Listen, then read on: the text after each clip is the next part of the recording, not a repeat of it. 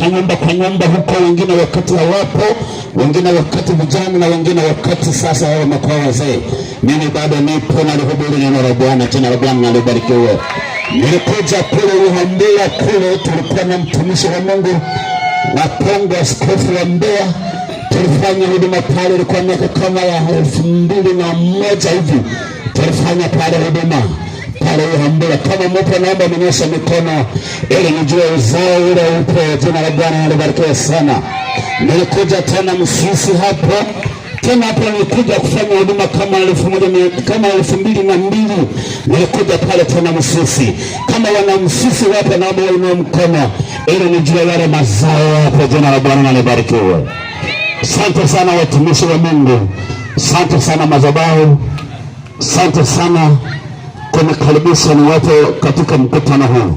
Nilipopata taarifa kwamba uje kwenye mkutano, nikajiuliza, machozi yakanitoka. Nikasema mimi ni nani hata nimeitwa mimi niende huko? Sina sababu yoyote ya kusema siwezi kwenda. Sina sababu yoyote, kila kitu kinyamaze kimya ili mimi niweze kwenda na Bwana akafanya yale aliyokusudia Mbarali. Jina la Bwana Yesu libarikiwe sana. Asante sana kanisa letu la Wabaptisti Tanzania. Kanisa letu nalipenda sana, piga makofi pia. Asante kwa ajili ya Bwana.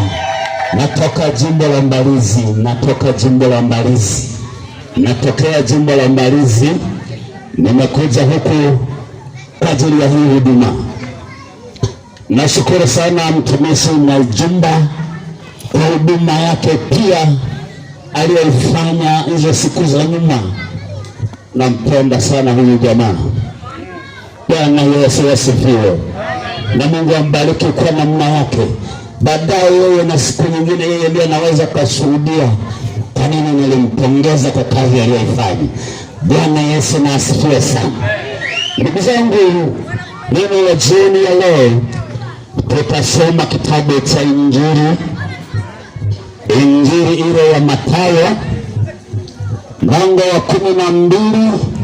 Kile mstari tutaanzia ile wa 33 hadi ile mstari wa 37. Ujumbe wetu umejikita hapo. Leo kichwa cha somo letu kinasema jifanyie mtu kuwa mwema. Jifanyie mtu kuwa mwema. Ni ujumbe ambao huwezi kuelewa haraka sana kwamba kwa nini imekuwa hivyo. Lakini nataka nikwambie, kila mtu ana huduma Mungu aliyomwitia. Kila mtu ana huduma yake. Bwana Yesu asifiwe. Nimeziona huduma zenu hapa mkifanya kwa nguvu zote, kwa moyo wote. Nimebarikiwa sana. Tupige makofi jamani. Nimebarikiwa sana kwa utume unaojituma, na hii kazi nataka